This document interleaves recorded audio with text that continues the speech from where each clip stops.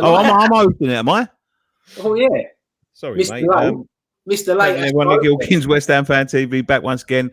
West Ham Fan TV live and uncut. We've got some special guests.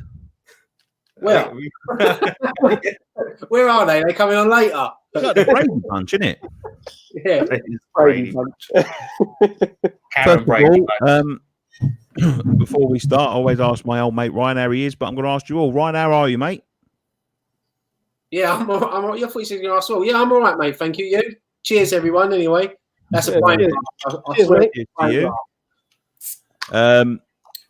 Join us in a pint, please, if you've got some beer. How are you boys at the bottom there? All right. Yeah, not bad, mate. I've just been binge watching that series one of that Sunderland Till I Die, and I'm really making me miss football. I really miss football after watching that. I hadn't seen any of them, and I started watching it. I'm like, oh man, I miss football badly. So yeah, feeling a bit sad. Is it good then? I can't bring myself to watch anything like that. No, it's bloody good. Like you really see the running a club and what it's like, and the behind the scenes, and how much actually the real people that are involved. And like, I've heard it's quite good, and it's in the second season just started. Yeah. So I haven't seen that. What about the Gentleman's Game? Someone's just asked. Has anyone seen that yet? I have got to watch. That's that's not like a documentary. That's like but it's like when football was invented, wasn't it? It was like a drama. Yeah, I see a trailer. I actually just stopped watching. Has anyone watched that Save Me on Sky One? No, I haven't seen it. Is Sky One still going? Is that still a thing? Tap your microphone. Ooh. I don't think it's coming through there. Who, mine? No, you're gonna have to go for the camera and mic thing. Oh, no. Yeah, I've been watching. What have I been watching? I've been watching fuck all really. One. Yeah, mine's coming through. Yours coming through. I don't think mine's coming through. I ain't been watching nothing. Do you know what I've been playing though? I don't know whether anyone like plays video games here or whatever. I've been playing Fallout 4 again. Is that better? I just went and finished that recently because I had it not completed for ages, Nick. I went back after a few years and completed it. Fallout 4. Did you? Yeah, I love it. It's great. I just started it and I never finished it. I'll be honest with you. I played it when it first came out. I like binge play because I love them. They're my favourite games. Them because there's so much going on in them, and I ain't played it since it came out. I think it came out 5 years ago now. Yeah, and I've done Fallout 3, then I've done New Vegas, and I've just started Fallout 4. Scott and Ryan don't know what the fuck we're talking about because I don't play games. Yeah, no, I know about Fallout, but I feel a bit left out. I ain't been able to binge watch or play anything. You've been at work, that's why. I know. Scott, you wanna get yourself in isolation, mate, and live the dream. Well, as I said to you, that may be happening, so we'll have to wait and see. As you've seen on the title to say. I'll answer that in a minute, Chip. As you see on the title, it's live Q&A, ask us anything. There's loads to talk about. We will talk about bits and pieces in between. But if you've got any questions for us, just keep them coming. And we're going to answer anything. We haven't done this for a long while. We've done it for our patrons last week. You can join us on Patreon if you want. Go to Patreon and search for West Ham Fan TV. There's a competition at the moment running for one of these pint glasses. Ding, ding, ding. West Ham Fan TV pint glasses. I've got a pint. I might sign up to our Patreon and get one. I fancy one of them. Yeah. I think we might have to sign up to get one. yeah, exactly. Last I heard, Nicky fell on the box and broke 10 of them. I've got a load of them in the cupboard. Load of them. Yeah, so we're all having a little beer tonight and whatever. As I said, John is for the Patreon, but you can ask us anything tonight. We'll talk about anything, but let's get something kicked off while the questions are coming in, boys. Big meeting today, obviously, for the Premier League. Did anyone see anything about it? I only see on Sky Sports News like when it broke, and it's the right decision at the end of the day. I mean, they're talking about maybe carrying it on in sort of like September, October time, which I think that would just really muck everything up, wouldn't it? But it's a big decision to make. I suppose they just have to take each week as it comes now. That's what's annoying me. That I want to just know one way or the other what the score is. Like if they're just delaying it because they don't want to say it's cancelled yet, and they're gonna cancel it, just fucking cancel it now.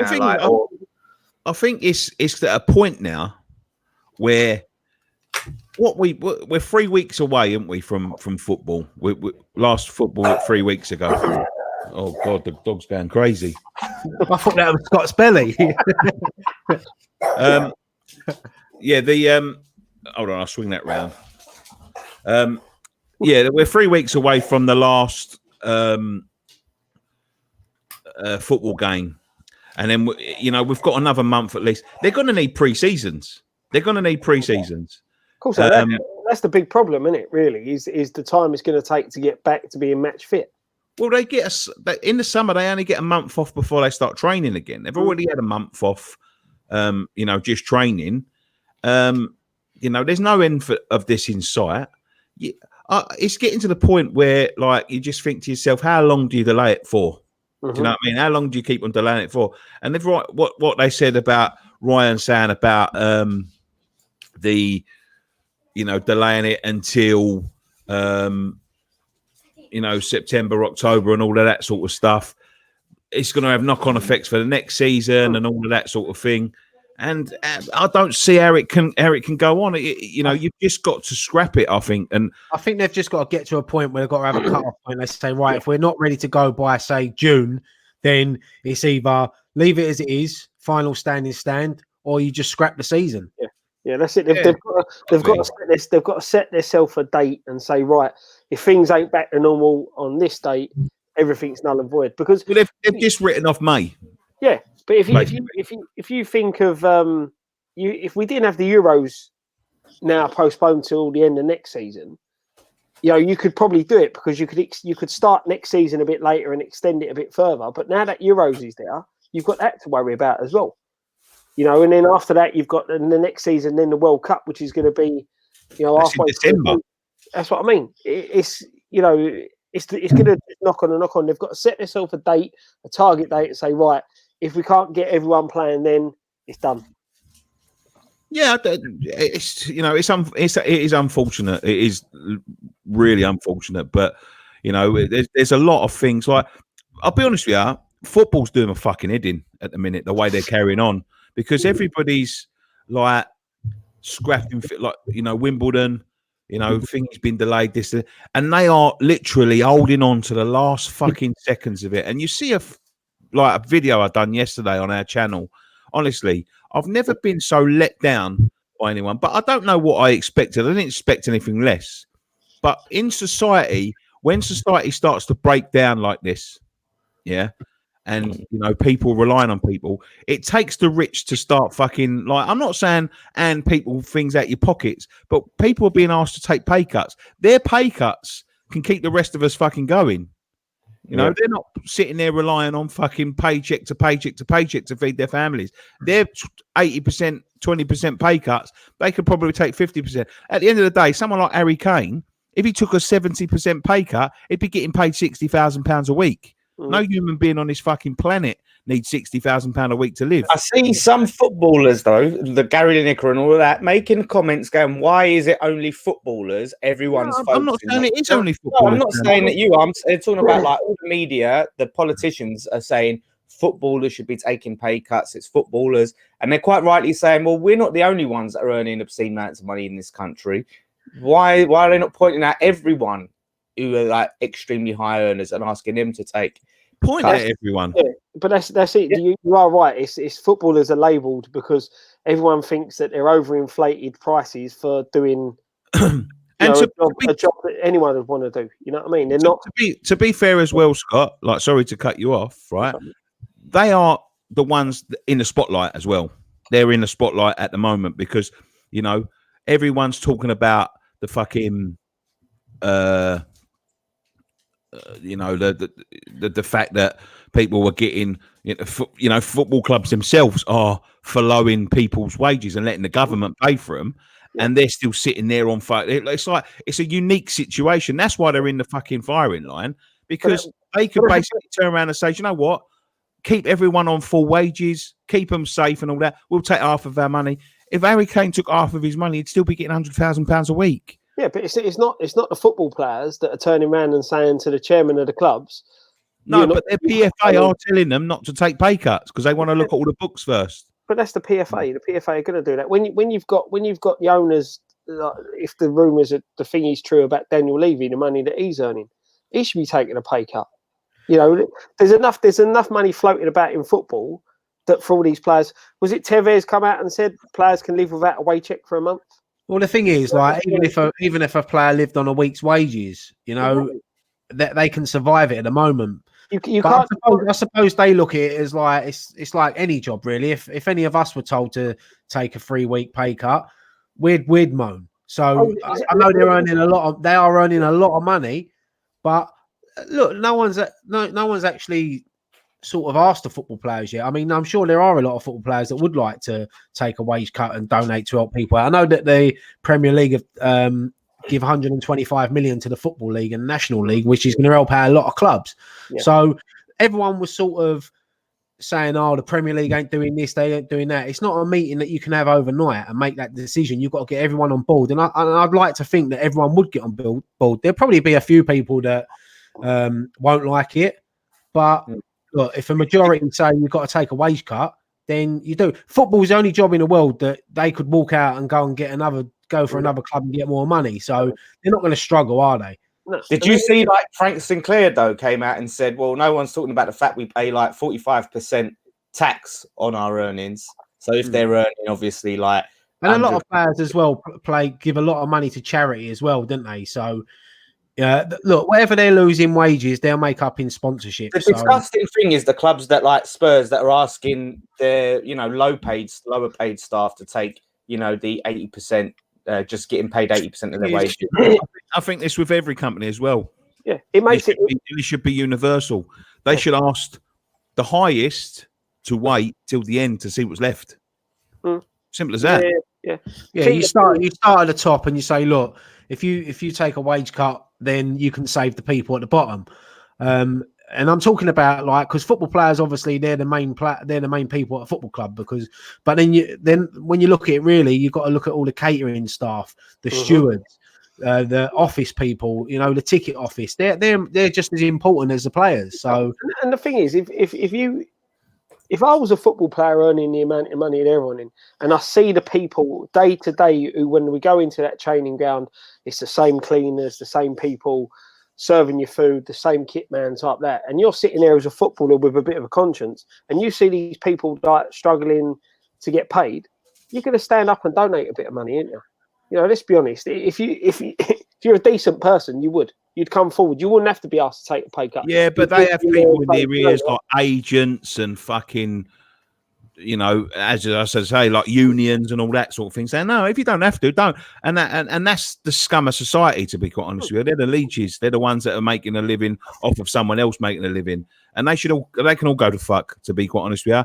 The ones at the top should wait to the end. Once everyone else has been paid, that's when they should fucking see what's left and divvy it up between themselves. They get more money than they need. All of them. Even that silly cunt on £7 million a year. £3 million bonus for delivering a stadium, Daniel Levy. It wasn't even on time. It was a year late. How can you get a bonus? Like, imagine if you handed your fucking work in a year late. Would they give you a bonus? Would they? They'd sack you. It's fucking ridiculous. And the point I made yesterday with the video that I made is the fact that these cunts are so greedy, and it's about time that fans and all that said nah. Make sure that them people are okay first. But the only reason that they're doing all of this today, we give the league 125 million, we'll donate 30 million, it's because they're being dragged through the fucking ringers in the news. That's the only reason. It's all about PA. I'm just sick of the fucking greed of it. They're ripping people off left, right, and centre. They're overcharging people. We're paying for our noses to go and watch a poxy game of football, and at the top, they're earning fucking amounts of money a week that I won't see in 5-6 years, and they're fucking not. And they're not just turning around. So they can all take 70-80% pay cuts, still donate the money to charity. But the thing is, I think with all what's gone on with all this, like the lockdown and all that, it's shown there's a massive problem I think what they're saying as well is that they're trying to get every player to take a 30% wage cut, which will save a lot of people. So 30% to a football player is not really a lot. Look, everyone's judging the football players and they've come under a lot of hate over the last few days. But look, we don't know what's going on behind closed scenes, so let's just see what happens over next. I like what I've seen today with the Premier League, obviously helping out the lower leagues. I think that's massive. They could do a bit more. Ryan, the amount of money that comes through them doors, mate, no Premier League club should be furloughing staff's wages. No, I know that. I know that. But should definitely not be. I know that. But at the end of the day, as much as we hate to say it, they are all businesses. So it is what it is. But look, I'm hoping that over the next couple of weeks or the next week that these sort of people will get helped out and the players will decide to get on board. Right, let's take some questions. Let's get these questions going because I could sit here all fucking night talking about this. And Gareth Thomas, does anybody remember Grizzly Adams' bear and what his name was? Scott, that's one for you, mate. You're a bit older than all us. Grizzly Adams? That's a Graham question, that one, isn't it? Yeah, where's Graham? Where is Graham? Send him the link. I'm just waiting for him to pop up in the middle. he rang me earlier. Hang on, I'll see if I can get him on. Hold on. Imagine you sent him a link. He pressed it by accident. He was in the bath. he thought it was a YouTube video to watch, and he went live sitting in the bath. Damn, big up filming on a potato. I don't know what. You've been writing that comment for a while, and I don't like. If you look at what I'm looking at on my view, it looks beautiful, crystal clear. So it must be his internet. Yeah, to be honest with you, mate, I can't see anything wrong with that. To be honest with you, does anyone remember Grizzly Adams thing? Because I don't. I don't remember him. Aaron, he's got a proper question. Now the league has been put on hold again until it's safe, which no one knows how long it's going to be. You reckon that it for the season? I'll just end up getting void. We sort of as we said earlier, like I think they've got to have some sort of cut-off point. They've got to say if it hasn't, because even if the season did start, say the beginning of June, as long as everything's all right. Because what you've got to remember is we're asking players to put their lives at risk if this coronavirus is still about. So there it is, Grizzly Adams. Fucking all's that? It's a film, I think. He's got your coat on there. Lifetimes of Grizzly Adams. So in true Graham style, he's put, "I'm about to have dinner." Our dinner's on the table. I can't have it till I'm finished this. Go and eat it. Just eat it now. Nah, I'm all right. What you got for dinner? Pizza tonight. Pizza. The cat says they're greedy, no goods, but this situation has now shown a light on giving a reality check to the Premiership and TV money. Chip said Nicky answered my question. Logan Burton says we're not doing very well on the questions. You ain't got a lot of questions, have you? Come on, ask us anything. Don't hold back. Whatever you want to ask. It's a one-off opportunity. Zane Massey's donated £4.99. Spurs should donate their stadium to the NHS as they never win anything. Not do we? Our fucking stadium probably belongs to someone in the NHS. Your bald head is beautiful, to be fair. I don't know what one of us is talking to, Dan. It's all about me because they talk about Dan. Well, they've only narrowed it down to 2. It's like 50-50, you know what you do. Wait a minute. Scott and Ryan, why haven't you done your isolation haircuts, your coronavirus? You know, everyone's shaving their head. Do you know what? I'll be honest with you, mate. I want to do it, but I haven't got no hair clippers. So I did try to get some, but they didn't have none in Boots. So I've got to try to. Scissors. If not, I might just let it grow. Go and be. Honestly, I'm holding out as long as I can. I finally have Scott's only got 4 haircuts left. You don't want to waste them on You're having a comb over there, you know. The way you've got your hair tonight, it looks like you've. Oh, Scott! It looks like he's done a bit of a comb over. He looks like he's slipped back a couple of notches. Chip, Nicky, why do I see you having a cig at the end of the game? What have you seen? What goes on in the stadium? I need a fucking cigarette at the end of the game. You know what smokers are like, isn't they? I think I'll start smoking after a few West Ham games. Thomas Longagan, this is a good question. How do you think this will affect the club's valuation? I think it's going to affect a lot of clubs' valuation. As I see a story today that apparently, I don't know where this has come from, but David Moyes has been told he's got £40 million to spend. I mean, I don't know how people find this sort of stuff out, but £40 million ain't going to get you a lot, is it? Unless he's looking to sell on a few players, maybe moving on players like Declan Rice to fund a bigger transfer budget. But yeah, I mean, as for the club's valuation, it's a difficult one to answer, really, isn't it? Because I think every business at the moment, it doesn't matter if it's a football club or a CAF or a TIA or whatever, it's going to affect everything. So it's difficult at the moment to answer that. Yeah, no clubs, I think, will be rushing to billionaires will be rushing to buy clubs in the immediate future. I don't think. Yeah, that's what you got to look at. You know, this is a worldwide thing that's affecting so many finances. You know, even the rich countries, when you look at places like Dubai and Doha and all that, they're struggling. So there ain't going to be that wealth of billionaires to buy a football club anyway. So the prices are going to drop if anyone wants to sell a the thing is, I've been hearing things about like inflation is going to go through the roof, and I can't see how it can. Nobody's going to be able to afford anything. Surely it goes the other way. That you know, in the terms of a crisis, it all goes down. Surely. But you know what? Even petrol and diesel at the moment. I mean, I see diesel today 99 pence.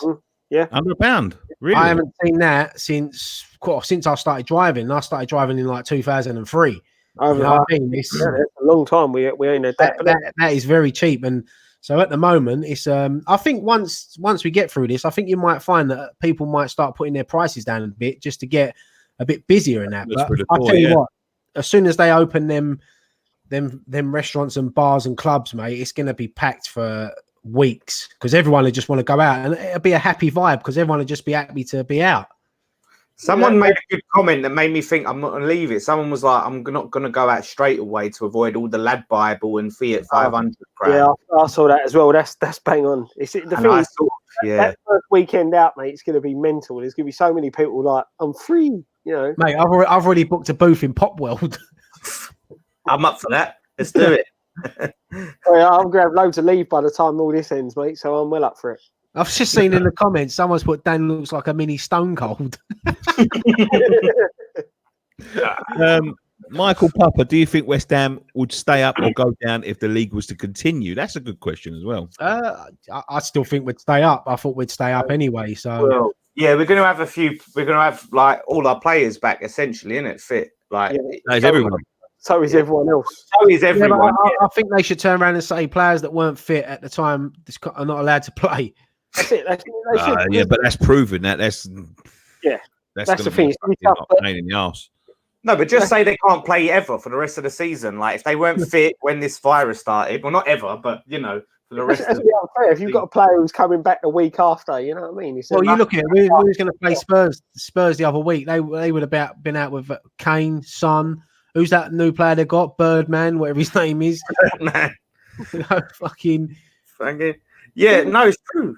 It did come at a bad time for us, though. We just started playing well, didn't we? And then it just went. You know, that's the downside. When it all kicks back off again, like you said, everyone's going to be fit and available, and then you've got to get up and running, and it could affect a lot of the teams down the bottom. If you don't start good over the first 3 or 4 games, once it all does start up again, you're banging trouble. It's going to take a long time for these players to get back into match fitness anyway, because you can train at home all day long. You know yourself. You run on a running machine as much as you want. As soon as you run on road, or you run on or you play football, you know it's totally different. So it's going to take a lot of teams, a lot of players to get back up. I know that they're all fit anyway, but match fitness, there's a difference between, I say, running in a gym and running on a pitch. Yeah, exactly. Bonnie Hammer says, if the club asked you to renew early with cash flow, would you renew? No, I wouldn't. No chance now. No, definitely not. I think, to be fair, why this is still going on, there's like, you got to be thinking, there's still a quarter of the fucking last season left. Mm-hmm. Like, and they don't know when it's going to renew and all that. Like, they asked me to pay for next season. I was like, hold on a minute. I did see a football. To be fair, I got no problem with like what league we're in or anything like that. It's not that. It's just that I want to know what they're doing. You know what I mean? Like, I want to know what their plans are before I start giving them my money. Because knowing them crooked cunts, they'd get all the money and then they won't do nothing. But it's the principle. They get our money, then just send out an email saying null and void. Yeah, exactly. And then they don't realise they try and bring all these deadlines early and don't realise, normal working people, how they've got to try and find that money, and they keep trying to get the money out of us as quick as possible. But it's not. West Ham haven't made any noises yet, have they? I did see a football club. I can't remember who it was now, but someone has. Was it Newcastle? Yeah. Obviously, they've offered money back and all things like that. And do you know what the clubs that have offered money back? And Villa, I think, and Norwich. Is it City as well? Took payments for next season. Yeah, that don't surprise me. Nah, for next season tickets. That must have been an automated thing that they already had planned to do. I think that someone come out and said that, and I think they're going to get refunded. I think it was an automated season ticket renewal thing. Yeah, I can understand that. Bit like when you sign up to the home cup. I bet Mike Ashley was sitting there going, "Oh fuck it, just do it, see what happens." Yes, people don't ask for it back. Just take it and turn the phone. Well, I've heard that fucking arseholes fucking put gym equipment up by 50%. Fuck yeah. He's the worst. That mate. He's another one. He makes Golden Sullivan look like fucking the best owners in the world. He's a fucking scumbag, that geezer, man. Lug says, where did Grant disappear to? He's just tried ringing me. I don't know why. He knows that we're live, so he tries to ring me. Makes sense. Classic Graham. He's probably still responding from Saturday. Graham disappeared in 1986, I think.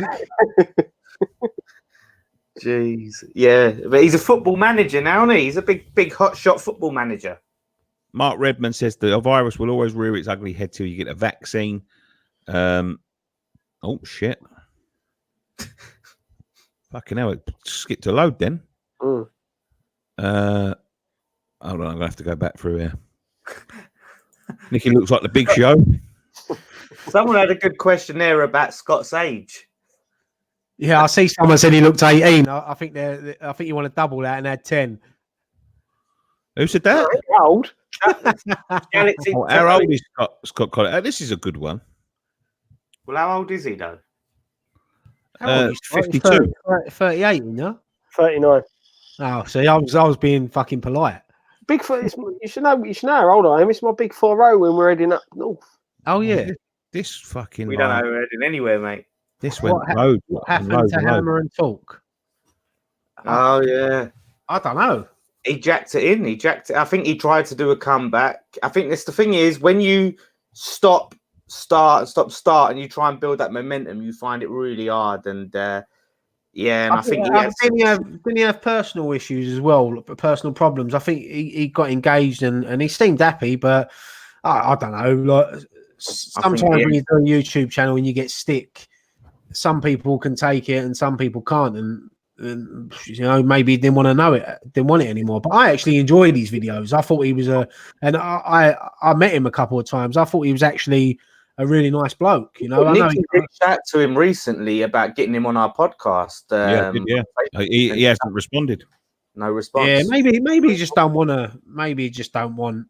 It's not for him. Yeah. Yeah, no, but I don't know. I'd love to know. We've sort of answered that one. Question: what will you boys doing in the nice weather this weekend? I will be sitting indoors doing fuck all. I'll be going to Costa del living room and looking out on my balcony because I ain't got a garden because I live in a flat. So, yes, but I've been going for bike rides lately. I've actually been enjoying them. You know, it's nice where I live. It's nice. You get some around Grays and Chafford and Chadwell and all things like that. It's nice. We know what Scott's going to be doing, innit? Working. Yeah, I'm going to work and then coming back and sitting in my garden. Hey, there could be a zombie apocalypse and Scott would still go out and do a job. Find a pigeon somewhere. Jason Kemp says, what do you guys think of the potential signing in the summer of Martin Braithwaite for a reported £15 million? I don't know. Jeff. Yeah, if anyone don't know who Martin Braithwaite is, he's Barcelona's emergency signing. Oh, that's the one. What they're talking about. He the one that's only played a couple of games or something? Yeah. Yeah. He got signed on the back of like Dembele getting injured, which I think is fucking mental. Like they've given dispensation to go and get another centre forward in the middle of like thingy. He's obviously played about one game, and then all this is shut it down. So that was a waste of fucking money because by the time the season comes back, Dembele will probably be back. So they'll be looking to shift him on to try and get their money back, I suppose. Don't know nothing about him to really comment on him, to be honest. No, do you know what? I don't really know nothing about him either. I never really heard of him. Didn't he used to play for Middlesbrough or something like that? I think he might have, yeah. I think I'm sure he played for Middlesbrough and he was absolute dog shit. And then somehow he's ending up at Barcelona. Oh, this is a good one. From Survival Shagger Steve. Do you think that the players Redknapp produced, example, Lampard, Cole, Carrick, I think that's meant to say, were better than the class of '92? I mean, when you look at the class of '92, you got Gary Neville, Phil Neville, Beckham, Giggs, Scholes, Nicky Butt. I mean, they all went on to. Was he 92? Who? Giggs? Yeah, I think he was. Yeah. No, I wasn't Giggs there. I think Giggs break through. Giggs was already in the first team by then.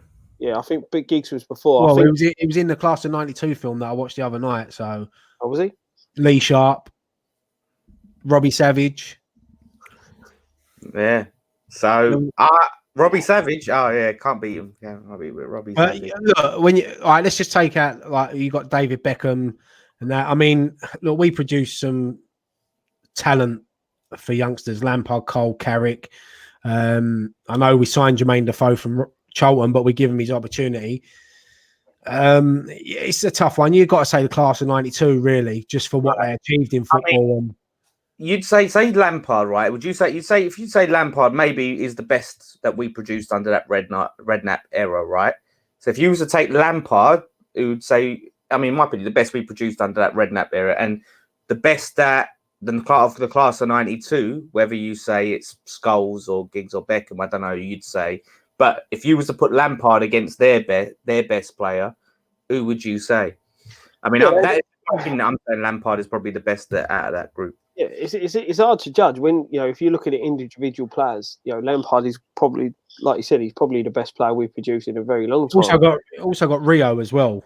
Yeah, but if you kept them players together in a team, would the ones that we produced, would they have take out it's us, but would they have succeeded as much as that class of '92 would have done? Do you know what I mean? Put them on a level footing squad wise. What you mean? Put Cantona in like West Ham and all them other players. Would have the players we produced at that time performed, or that era of the Calder, Lampard, the Ferdinand, and the Carrick?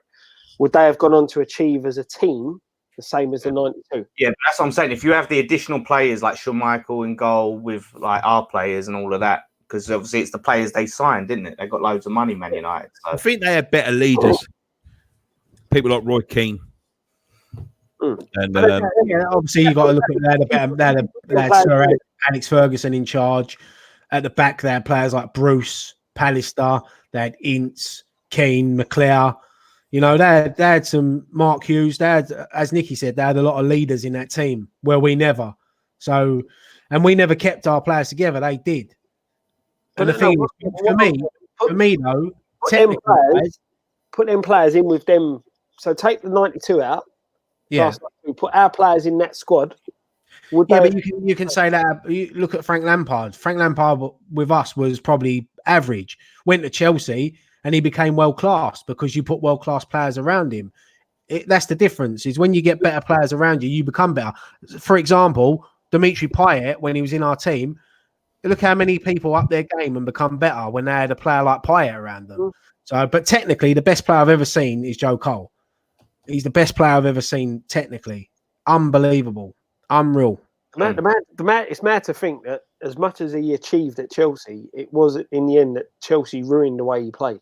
I see him do things with football at the training ground, what David Blaine does with playing cards.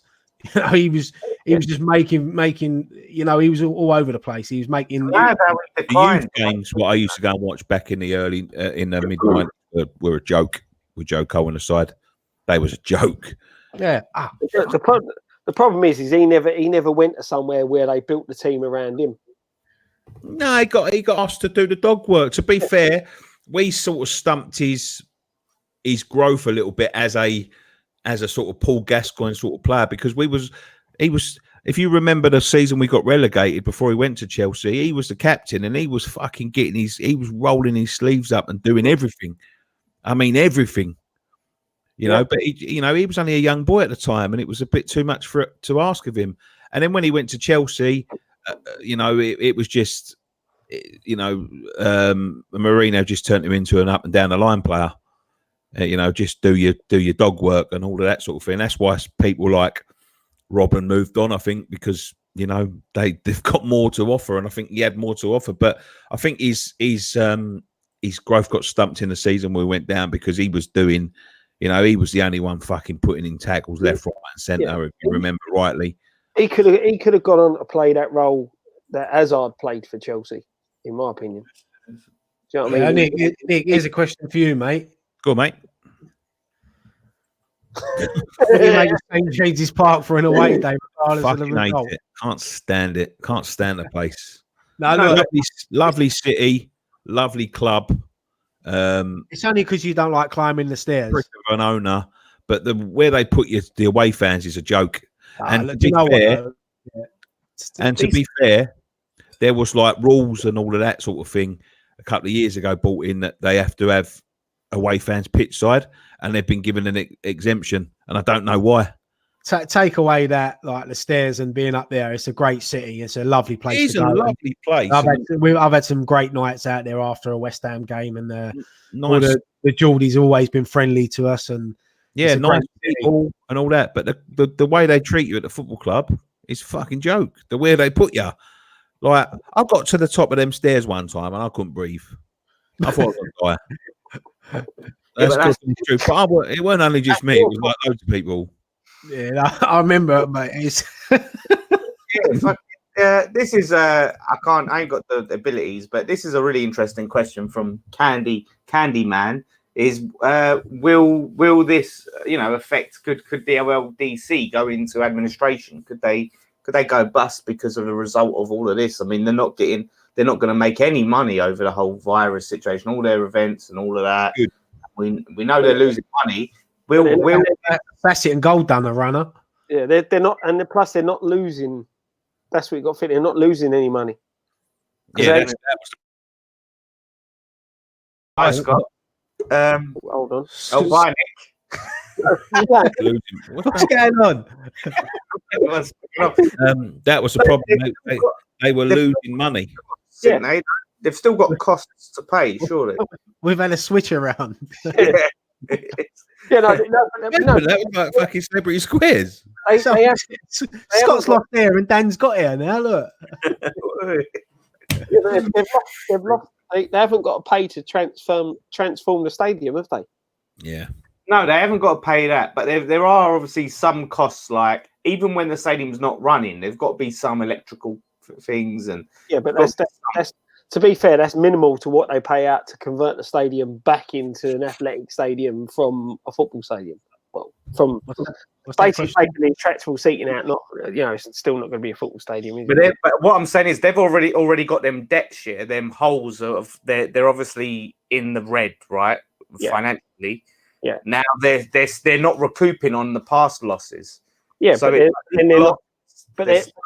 where their losses, say their losses are 8 million a season, changing it from football to everything else, they've now saved 8 million quid. No, but I'm saying that them losses, they're not able to plug those past losses, so they're still however million in the red. Do you know what I mean? Yeah. But that's it. They're not losing anything more, so technically they're better off. Nicky's definitely slipped out for a slice of pizza. I can see him at the bottom of the screen, and he run off his chair.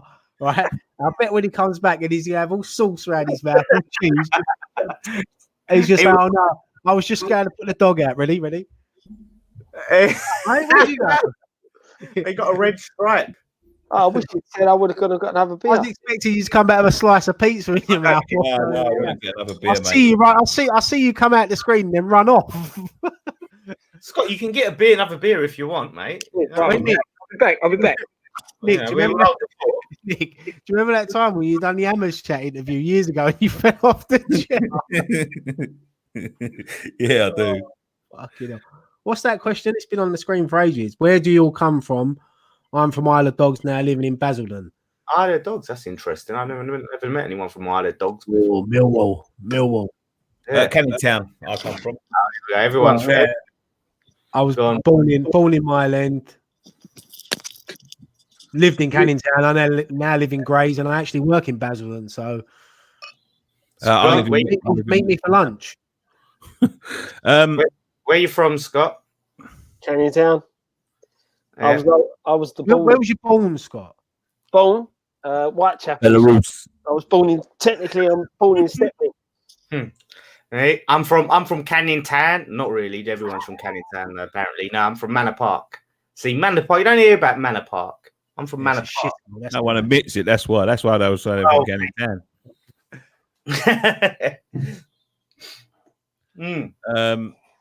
But yeah. Right, let's have a look. Do you think the owners of... I think we've been through these. Can someone put some questions up on the screen? Because I'm well behind. I haven't got the ability. I ain't got the... If you go... you got to scroll right to the bottom. There's loads. I've missed loads of thingy because I don't want to miss people's things. What a profile picture. I think. Do you think Moyes will be given a chance to build a squad he wants, or will be panicked buying whenever the window opens? Says JP WHUTV. Listen, Ryan mentioned that. Yes, JP. Ryan mentioned the 40 mil and that, and I'm sort of thinking like this is. I said this before. Like, if they're saying that David Moyes is the guy, we made a mistake by letting him go, then they should really back him and show that, you know what, we have faith in this guy. If we give him the funds, the right funds, he can do what we need to do. And 40 million. You know, I don't think we're going to get that much in sales, are we? If you look at what we've got that we want to get rid of, are we really going to? I mean, if you look at the Declan Rice situation, if they're looking to get between 90 million and 100 for him, maybe they're looking at that. And then obviously you got Felipe Anderson as well, who they might be able to, if they want to sell him. You got Yarmolenko as well that they're rumored to want to get rid of. I mean, I don't know how much you'll get for him. 15 maybe. It's a difficult one, isn't it? It's the thing is, we don't even know if the season's going to go ahead yet. So the transfer window definitely might not be going on yet. We might be seeing a transfer window in December or something like that. Yeah, it's Christmas. Merry Christmas. Do you guys like Gonzo's haircut? I think it's true. I like it. I think it makes him look younger. He shaved all his hair off. Shaved all his hair off. It actually makes him look younger. Well done, Gonzo. That's what I'm saying. Look, I'm the pioneer around it. Yeah, pioneer. You just ain't got no follicles, you dickhead. Yeah, but Gonzo's done his out of choice. How do you know? You don't know that, do you? I might be close, mate. I can see where the hair's coming through, and I can see where it ain't. Did he try and cut it and then messed it up, so he ended up shaving it off? Oh no, he's doing his isolation hairdo, isn't he? It's everyone's doing it like now. It's the thing. That's what I might do. You should. I'm telling you. But now my luck, I'll shave it all off, and then my worker ring me up next week and say you got to come back to work. Yeah, but what are they going to do? Wear a big hat. I'll have to wear a big hat. Might suit you. I did see another question. Hold on. I used to have a skinhead all the time up until I started going out. Yeah, as bad as mine and yours, Dan. 18. Bloody hell. That's because Julian Dix was my hero, and I always wanted to be like Julian Dix. That was the only haircut I'd ever have. And plus, my mum used to. This is no lie. The first time I ever went to a hairdresser's was only probably about 2-3 years ago. My mum used to shave all my hair off. Yeah, it's easier. 2 years ago. Fuck off, you cunt. What? Not 2-3 years ago. You were first. No, I'm saying no. It might have been about 4 years ago now. But I never ever went to a proper hairdresser's. I used to just get me. I never used to have it short all over. I used to have just like a number 5 all over or something. Yeah. It's mad. Yeah. You're known for being. I wouldn't let my mum do it now though. She's getting a little bit older. Don't tell her I said that. Are we live? When I was a kid, I made a hairdresser cry when she cut my hair. I made her burst into tears, and now look at me. It's justice come back on me. I bet she made you cry. How did you make the hairdresser cry? I said to her, like, I just rinsed her. I was like, "Where'd you learn how to cut hair? Like, this is redundant." Like, who did you have? Scissor hands.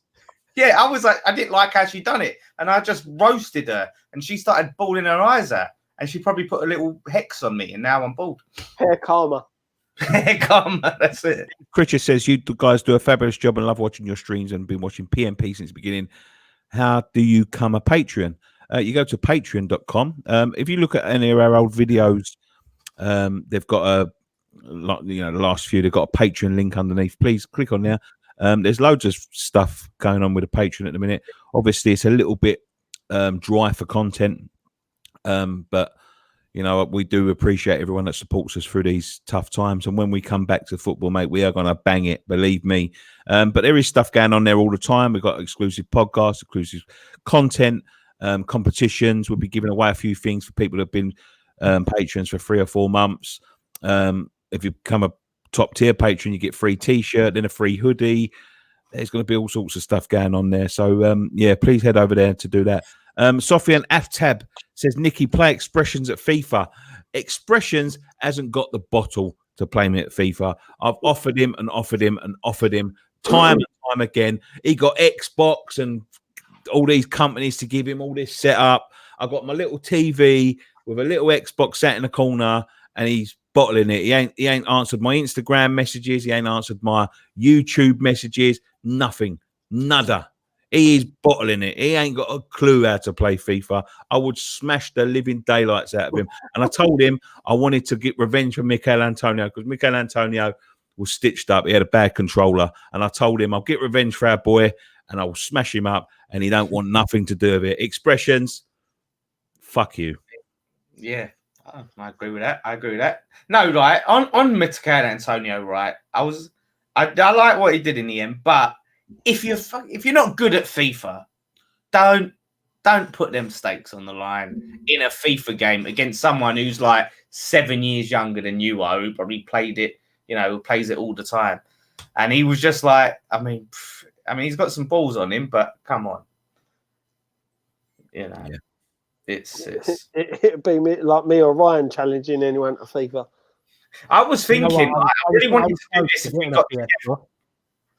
But like, say me and Scott versus Nicky and Ryan or something at FIFA, that'd be a good one. I'll just sit back and drink beer while Nicky smashes you. and when there's about 5 seconds left and he's 6-0 up, I'll just take over the control and say, "Oh, listen, Ryan, Nicky's never beat me at FIFA. He's never beat me." Ah, Nick, you was telling me that's a lie. Yeah, because that's the only time we've played each other. No, it isn't. I played you and your silly mates, and I beat them all. You beat Jace. That's who you beat. Yeah, but Dan, you ain't seen me play FIFA yet, mate. So don't get too it. I'll tell you a story about FIFA, right? I got to this truth. Yeah, this is a good story as well. Scott, you remember this, right? When the Xbox 360 first day it come out, right? I'm walking through Canning Town, blah, blah, blah, walking down, driving down, see Scott, right? Pulls up to his mum's house. His mum lives on the A13, Canning Town, yeah? Pulls up. She has got an house. She don't live on the A13. No. She's got an house somewhere, right? Pulls up, says to him, "What are you doing?" He went, "I'm just meeting Howard." I said, "Where's your mum?" "She's gone out." "What are you doing now?" He went, "I've just bought this Xbox 360. I went, "What you got with it?" He goes, "I got FIFA." I said, "You're joking." Because I love games, I love FIFA and all that. He goes, "No, honestly, come in, we'll have a little session." I was like, "Oh, brilliant. I've never seen one, but this is the first day come out." They was extinct. These Xbox 360s were extinct. Yeah, you couldn't get them for love nor money. It was all pre-ordered and all this sort of thing.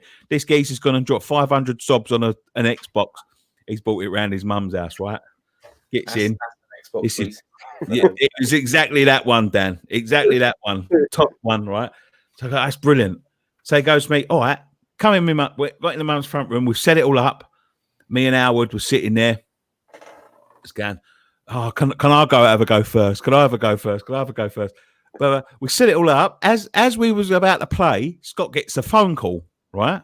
He goes to me, used to have a game. I've got to take this phone call, right?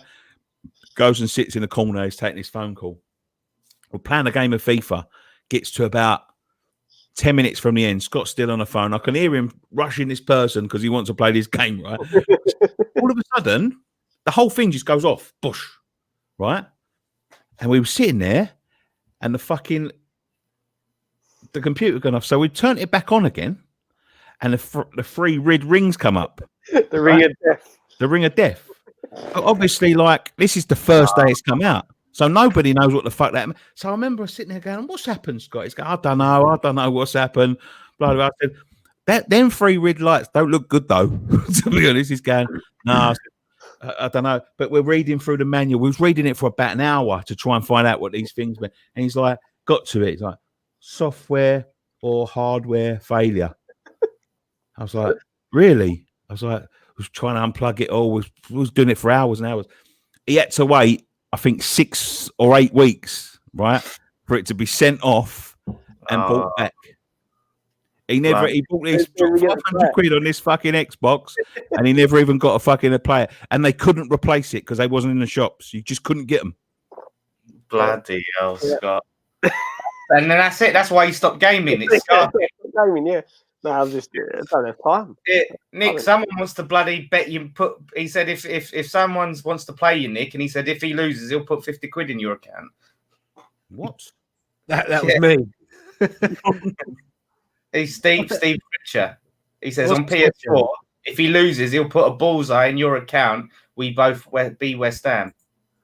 What's the smash it, mate? What's the question on the screen? Who are your local clubs? Mine's Dagenham and Redbridge, and I fear for them.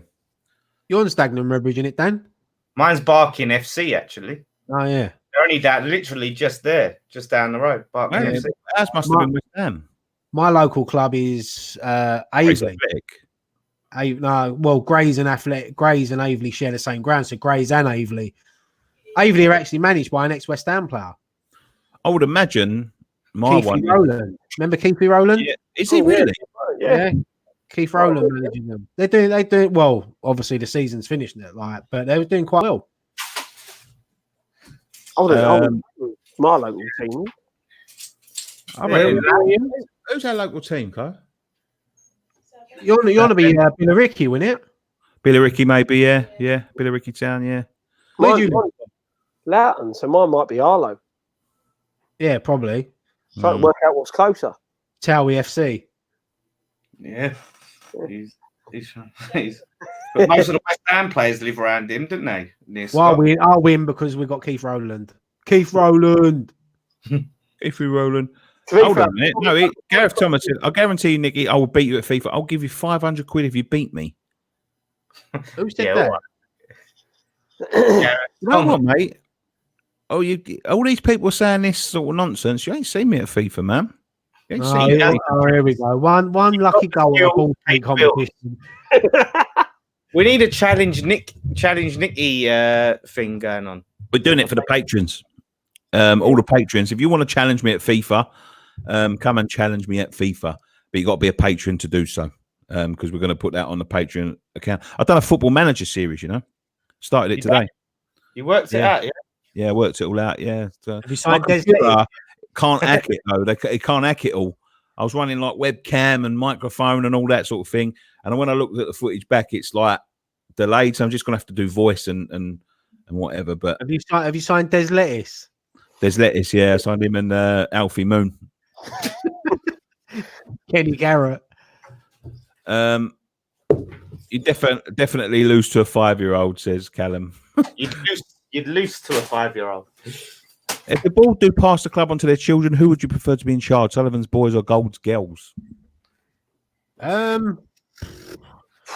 say Sullivan.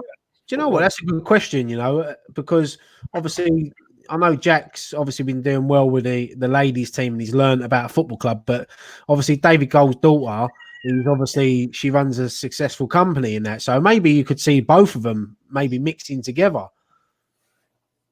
Yeah, it's imagine that in 20 years' time we'll still be slagging off Gold and Sullivan.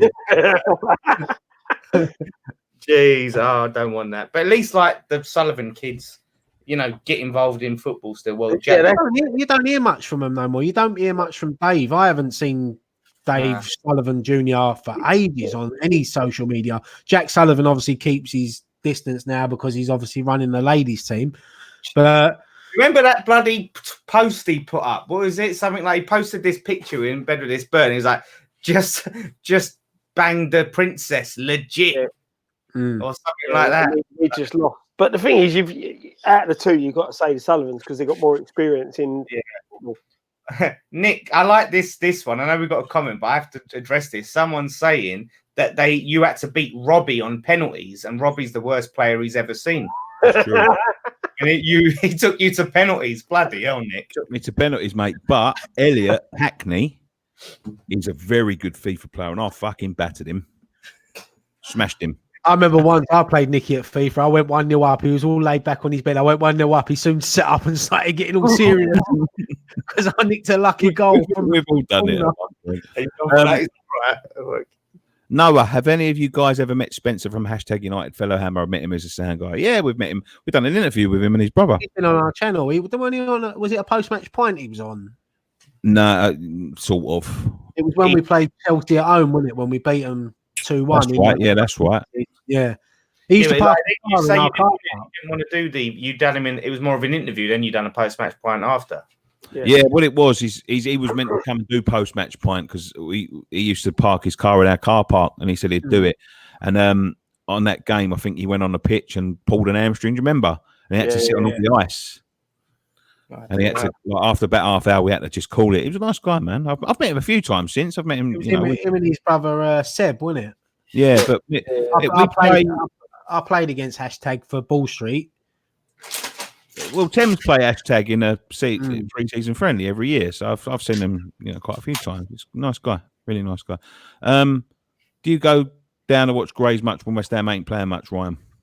Do you know what? I don't, but I do want to start going down to see like Aveley play and Grays as well. I like all that non-league football. I think it's good, and Aveley's got a lovely ground. Lovely ground. What the fuck is that? Dan looks like a bad man because he's a West Ham fan. Ryan comes from the Heath. He loves to eat beef.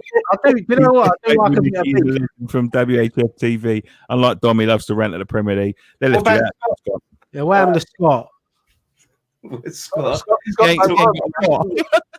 Ryan, do you love beef? Do you love to eat beef? I don't mind a bit of beef. Nothing wrong with a bit of beef, mate. Sorry, Dan. There's a vegan in the house. Scott, do you guys know that with Drum and Trumpet, who supported England on 2018 World Cup, I filmed them for the broadcasting and wanted to buy a beer to them, but lost them. Greetings from Russia. Oh, bloody Russia. No, mate, sorry. Drum and Trumpet. I think there's a pub in Ipswich, in it. Do you guys a monkey, wasn't it? You know guys with Drum and Trumpet. No. Didn't ain't the England band Sheffield Wednesday fans? I think they might be, yeah. I'm sure they are. Yeah, I remember doing something like that. Mark Sherburn Brown, we do a P&P after every FIFA game. Yeah. 2 Hello, hour Mark. long ones. That's about it, boys. I think we're going to wrap it up there because I'm starving and my dinner's getting cold. Oh, 1 minute. Cliff Schaefer says, are you looking to doing documentary pieces again, or will these be on the Patreon? The ones you used to do were TV quality. There'll be a mixture, mate. I am going to be doing them again. I'm going to be working on a few bits and pieces over the next couple of weeks. Some will be on a Patreon. Some will be on a YouTube channel. So we are doing I'm writing a documentary at the moment, which we was going to start filming a few weeks ago until the lockdown. But I'm still writing something at the moment where we are going to look at the complete history of West Ham United and go through the old sites, and because a lot of it was formed where we live, where we grew up and that. And I've to be honest with you, all the years I've lived around now, I never even knew where the old Thames Ironworks building was. So I'm going to go and have a look. We're going to get Nigel Khan involved because he runs tours and stuff like that. But it'll be a nice documentary. I'm going to start contacting people about maybe meeting up to do interviews. If we have to do them over the internet, it won't be the end of the. But we're going to do a documentary there, and that will be a Patreon series because it's going to cost a little bit of money to make. So, yeah. Come on. Favorite shirt ever and worst shirt ever. Click on it, mate. If you can see it, click on it. Nick, if you want to go and have something to eat, just jump out of the room and come back in. We'll carry it on. West Ham cyber leader. I know, Nicky, what do you say? Nicky, no party. bring your pizza to the party then. No, go on. I'll jump out, boys. I'll leave you to it. Jump back in. I'll say if you're still going when I come back, I'll jump back in. Yeah, well, we know you eat, so we'll only be a fucking couple of minutes. Well, I'll catch you in a second. Right. Oh, fucking hell. How big have our heads got? Right, go on. Favourite shirt ever and worst shirt ever? Scott? Favourite shirt? My favourite home shirt is the 95 centenary shirt. Remind me what my mind's gone blank. It's one with the massive collars on it. Yes. And it had the bubbles on it with 100, the centenary shirt. My favourite away shirt, I think I'm going to have to go for this season's. This season's away shirt. My worst one would probably be our third kit. Was it this season's one or last season's one? Last season's green one. Yeah, that was terrible. Yeah, I didn't like that one. Yeah, that's probably my worst shirt. Best shirt, I'm probably with you. The Dr. Martens one with a big collar. Yeah, that one's up there. The 86 shirt, I think, is really nice. The 86 shirt. There's a few. I like the Alpari one. Yeah, Alpari. Yeah, the Alpari one, which was like a take on that, wasn't it? It was like a take on that 86 shirt. Yeah, I mean, I love the one Ryan's got on. That's one of my favorite shirts ever. The one Ryan's wearing. Yeah. Worst, I always hated the cream shirt. I hated that kit, but some of the kits, right? Some of the shirts that we had in that 10 years, you know, when we got relegated, like when we had XL, when we had like flipping Spo bets and all of it. I like that XL one, the white one. I like that kit. Do you remember the Navy Job Serve shirt when it had the yellow sponsor and the yellow badge in there? Yeah, I remember that. I didn't really like many of the Reebok kits. The only Reebok kit I liked was the FA Cup final shirt, the white one. Yeah. Most of the Job Serve ones were horrible as well. Yeah. I've still got them in the loft, the Job Serve one. I got rid of a load, you know, because I decided I ain't got all the room, so I just kept the ones I liked. I had no choice. My dad chucked them all fucking away when he cleaned the loft out of me fucking mum and dad's house. Mine are sitting in my loft. They come with me when I moved. I've even I did buy the oh shit, what am I talking about?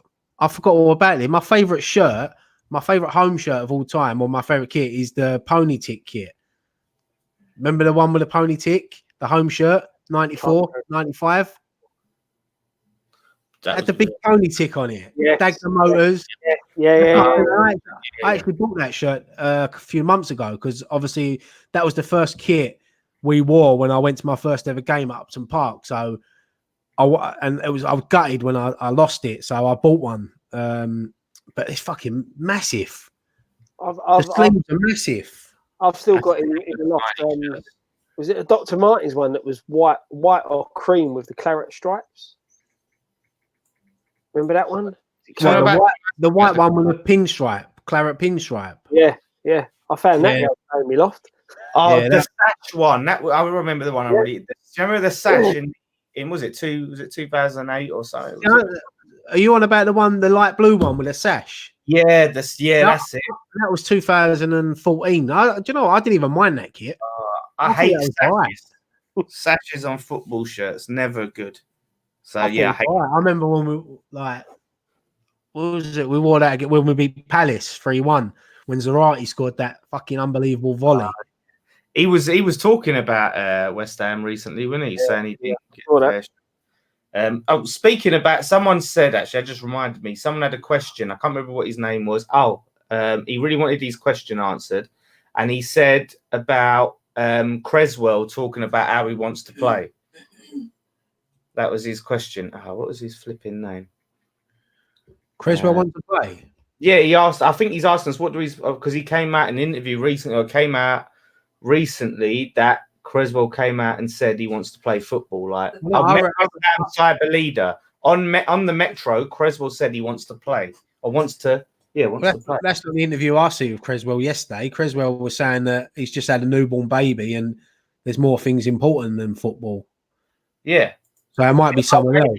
Maybe he said he wants to play, but there's more things more important than football. Like he wants to play football, but yeah, well, they all want to play football, don't they? They all want to get back out on the pitch. Yeah. I managed to drag the questions up. Now I can't drag the comments back down. It says Aaron Creswell has the virus. He was saying, bloody hell. It affects a lot of people in different ways. So yeah, well, there's going to be 8 of our players who had it. That's mad. But, well, Creswell, I think he has a speedy recovery. Were you reading questions, Ryan? You looking for questions? Yeah, I'm just trying to find some. There's not really many more on the. They're all just like commenting on the things, but yeah, well, if you've got anything else to talk about, you got what, another 15 minutes, 20 minutes? Yeah, well, here's Nicky. No, it's pizza. Yeah, no, it's interesting as well to see. Obviously, like they've said about 8 of our players having this virus, like to see how that may affect them going forward when they come back. Because if they might have the virus, then they're not even going to be doing home training and stuff like that. Because a lot of them are like trying to keep fit, so they're not going to be able to keep fit, and then it's just going to impact. Here's a good question. Yeah. Most regrettable sale of a player. Who's the one player that we've sold that you think like was sort of regretted, or? You mean it's a tough one because depends how you look at it. If you look at it like a player that we all thought maybe should have been sold and then got sold, because like there are some players that forced our hand and put in transfer requests and we had to sell. So it depends the perspective on the question. Yeah, if you look at the player that is most regrettable for me is getting rid of Payet. It was the right thing to do because of the way things that happened, but you know, watching free kicks lately. But Payet wanted to go, didn't he? So maybe someone like, I don't know. You're saying someone who was sold and shouldn't have been sold. Because I mean, recently you could say someone like Diafra. I'm going Craig Bellamy. Yeah, you got Craig Bellamy. You got Scott Parker. I was gutted when he went. Yeah, wasn't it? Bellamy didn't want to go. They forced his hand. Yeah, Bellamy's got to be the one because he was so good and he didn't want to leave. He's someone. Whereas like Scott Parker, I think at that point we got relegated and he wanted to go. But you are right. Sacco is another one. I know his head weren't in the right place a lot of the time. He to be fair, I don't think we've ever replaced him. No. The thing is, like, I mean, when Julian Dix went to Liverpool, I was like, absolutely fucking gutted, but then we signed him back, so I was happy again. So yeah, it was Cotty, wasn't it? Like, he went to Everton, got him back. Hang on, do you know one player I was gutted we didn't sign on a permanent? Do you remember? I think his name was Tahinen. Yeah, but the thing is with him, he was great when he was on loan. Yeah, and I think what it was, we had the chance to buy him for something like 1.5 million, and Harry Redknapp turned it down at the time, and then he turned out to be really good, and they upped it to like 5 million, and Redknapp went nah. Because back then 5 million was quite a lot of money. Believe it or not, he was a great player. Someone said Marko Arnautovic, which is obviously he's another one who wanted to leave for the money, but now China are going to be in the pay gap, the cap. So now he's going to be earning less than he earned at West Ham if he stays at China. Which is, I think he regrets leaving West Ham. He regrets not money wise, but I think as football wise, because he was just getting at that stage at West Ham where he was becoming like a fan's favourite, a hero. Yeah. And, you know, even after what he'd done in the first place, fans sort of started to forgive him, didn't they? In the end, especially after his performance at Tottenham away last year, and then he just sort of shit on us again. So it's a shame. It's the same. It's just like Dimitri Payet, really. I mean, if he'd have stayed at West Ham for another 1 season, 2 seasons, he'd have gone on to probably bigger and better things by going to no disrespect to Marseille, but like a Real Madrid or a Barcelona or someone like that. But it's it is sad. Remember Darnie? Yeah, I remember Darnie. I remember him. I mean, he scored at Spurs away, didn't he? Yeah, I remember that. Yeah. Was that his debut? I think that was his debut as well, wasn't it? It might have been his debut, but I remember that Les Seeley said he's never bringing his wife to a game again. And was it Harry Redknapp said, I didn't know whether to play him or fuck him. Honestly, I remember being in my seat at, in the Bobby Moore stand, and there was women in there that I've never seen before, and they were only there to see him. And they were there with their other half. They just come along. Well, I think that's what Les Seeley said, wasn't it? He said he had to start looking up his wife because she never come to watch him play. But all of a sudden, they signed this Portuguese one kid. And to be fair, he was a good player, Darnie. He weren't bad. I remember his goal against Man City at home. He had it like on a shoestring. Like it was a great finish. And he was all right, a decent player. Another Redknapp signing, wasn't it? Mm-hmm. Here's another Redknapp signing. Oh, not Dom. Where's Dom?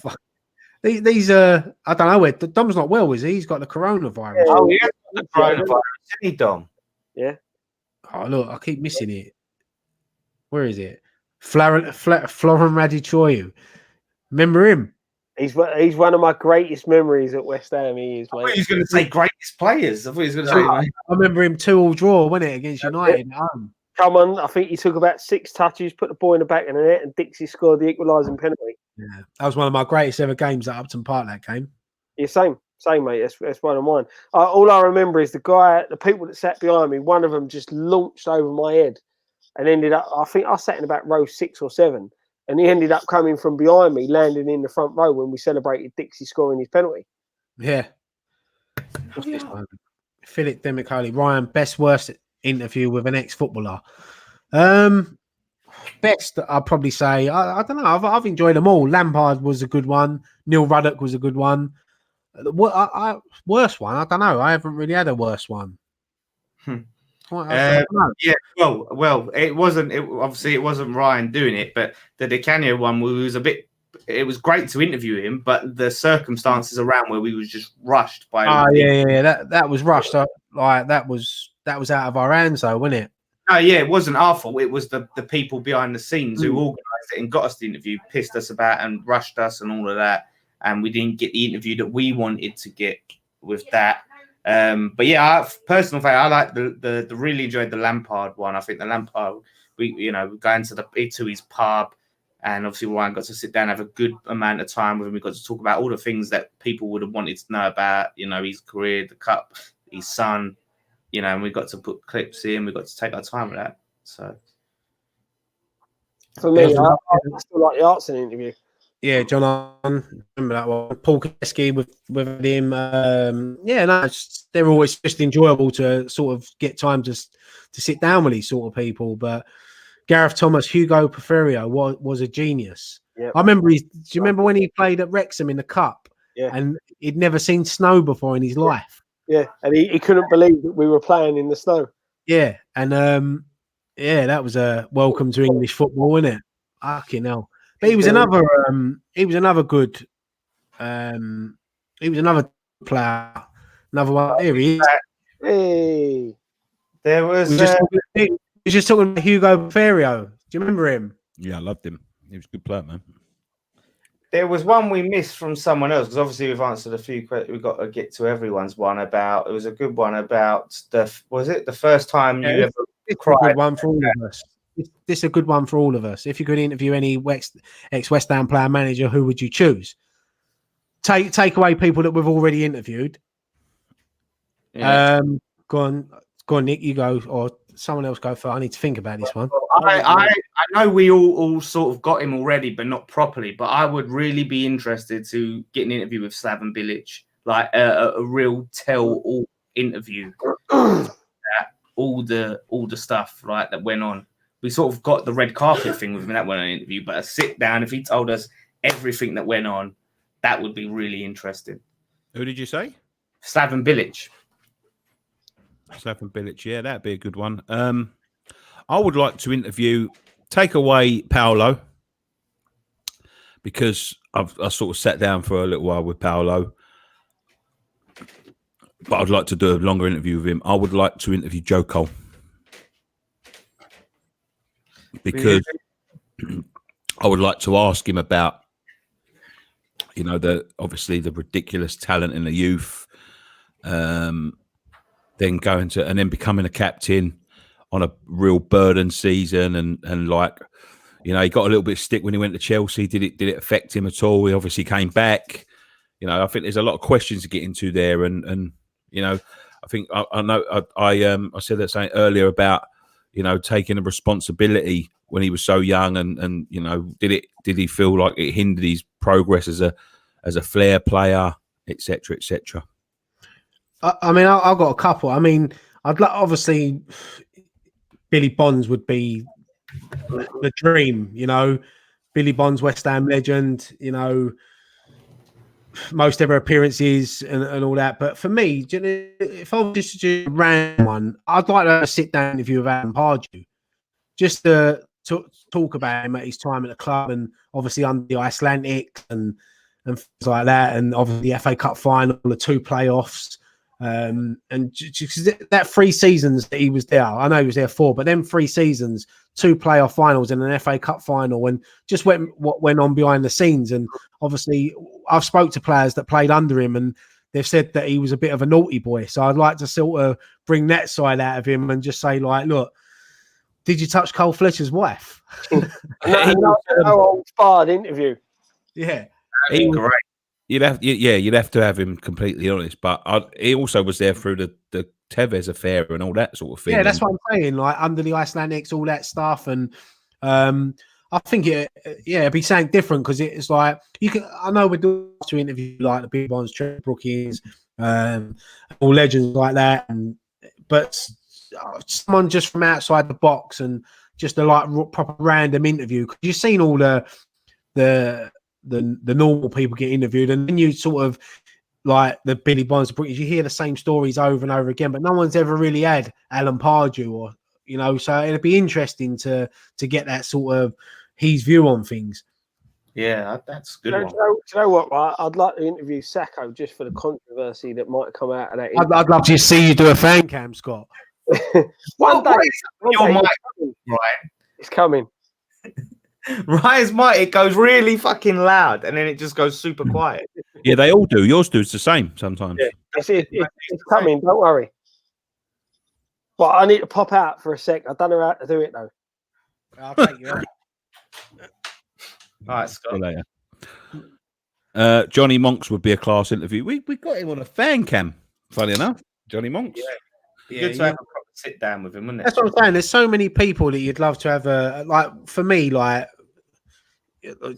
Julian Dix. Yeah, I mean, I know we've spoken to him sort of off camera and that, but then it's like everyone's seen that before. Like people saying Frank McAvenny.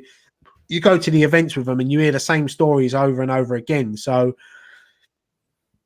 it would. That's why I just sort of maybe thought someone like Alan Pardew. Yeah, I think you might be right. Or even someone like Frank Lampard Jr.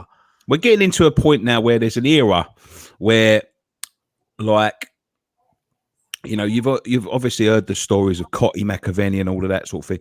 But there's now a 20-year period where, players would be, that they got into the point where they're so rich that some of them don't need to do it. You know what I mean? Like when you look at the old sort of interviews and sort of stuff like that, they was earning, good money, but not life-changing money. And some of them have to do it for money and things like that. Now you got to a point where like the likes of Dean Ashton and Alan Pardew and all that, that's still involved in the game somewhere along the line, that don't need the money, that would just be talking about football for the sake of talking about football and the love of it, And there's some treacherous times that went over in the last 20 years at West Ham. Yeah. Paul Ince. I've seen someone say Paul Ince there. That'd be a good one. Do you know what? Worst game you've ever been to? Worst. Yeah. I'll tell you what. One that sticks in recent memories. It's a shame Scott's Scott's back now. I'll check. Scott. The question is worst game you've ever been to. I was just about to say my worst game was probably Swansea away, where you was there with me, and it was freezing fucking cold, and we lost 4-0 or 4-1, whatever it was. And do you remember us driving up there, and there was snow everywhere, but all of a sudden Swansea had no snow. It was just like the snow just disappeared. And Andre Ayew turned into Messi that game.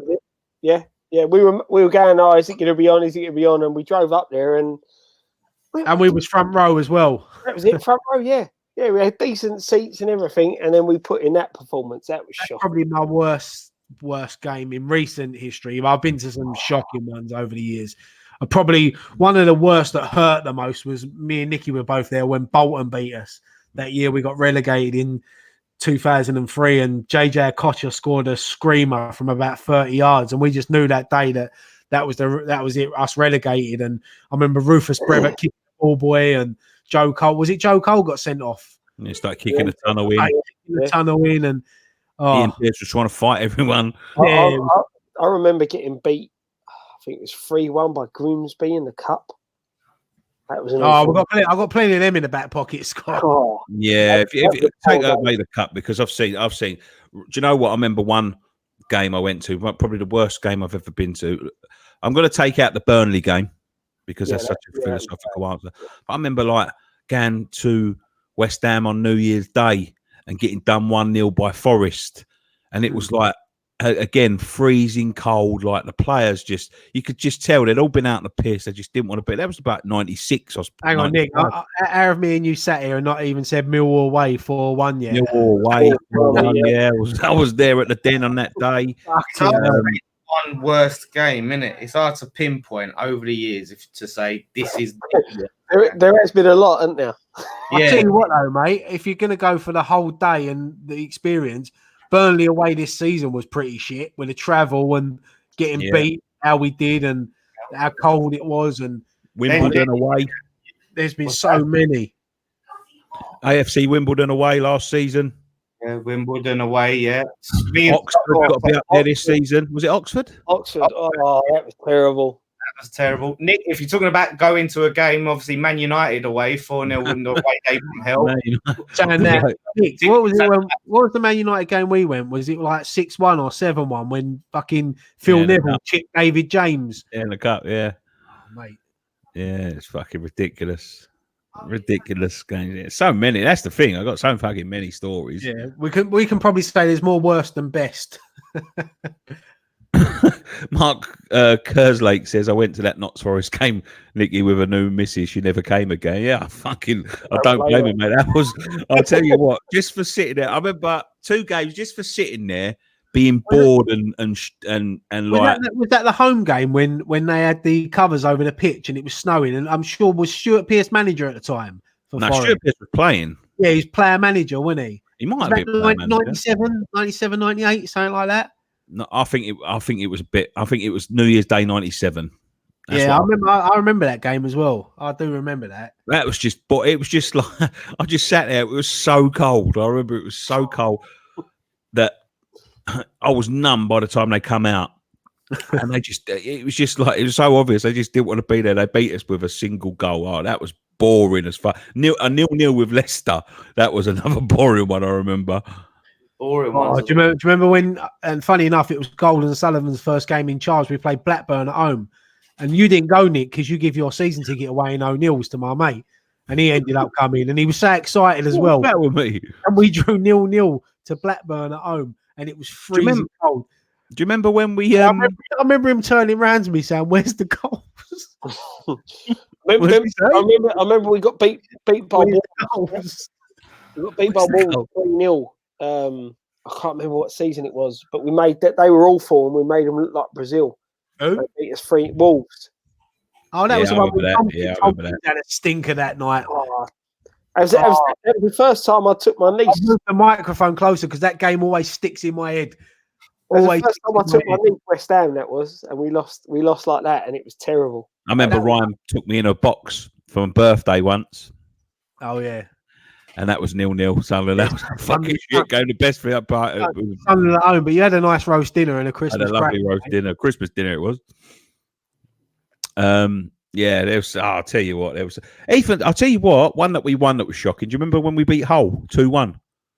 Oh, Big Sam. When they were down to 10 men. Yeah, that was fucking. And we won it on an own goal. Yeah, when he started doing all that nonsense. Big Sam, yeah. Yeah. That was a boring game. I remember going on all the forums after that game and just the razz between people going like, how can people boo when we've won a game? And then some people going, it was terrible performance. And just the fan base was so split after that game. Right. This is a good one. I was just about to get that one. Well, I'm actually drinking mine. Sammy Gill. Other beers are available. I'm still. But I like Carlsberg. I've got a soft spot in my heart for Carlsberg. Everyone hates it, but I do like it. I've had a very, you don't really get it many places, but I like Red Stripe. Since I went to Jamaica back in 2007, I've got a little taste for Red Stripe. I've drunk shitloads of I like that. Is it Moretti, is it? Moretti, yeah. I was going to buy that today, but the Sammy Gill was on special offer and times are hard at the moment, so I went for the cheaper option. But yeah, I don't mind a Carlin either. I'm not going to lie. I know a lot of people don't like that. Can't stand fuck off with your Fosters. I drink your Fosters. I'm on the lethal stuff. No, but you do drink Fosters, Scott. Oh, Scott's got the killer. Scott, Dan likes the cheapest one. Yeah, that is true. And if you're in a whip, mate, don't even think about drinking what you want. You got to drink what he tells you to. No San Miguel there, Rise, for you, Ryan, in the whip. You better, unless you want to get this calculator out. In the extra $5, right, to have a San Miguel, mate. I like a bud out of a bottle. Yeah, bottled bud. Bud on tap is nice. No, I've never been a fan. Or can or tap, only out of a bottle. Bud on tap's all right. Bud out of a bottle's better, I think. Yeah. It's weird. Different beers are better out of different. I'll tell you one thing I don't like is I don't like Heineken, especially at London Stadium in them bottles. It's too gassy. Too gassy. I never liked Heineken and I never liked Beck's. That's a horrible beer, man. Heineken in Amsterdam's lovely.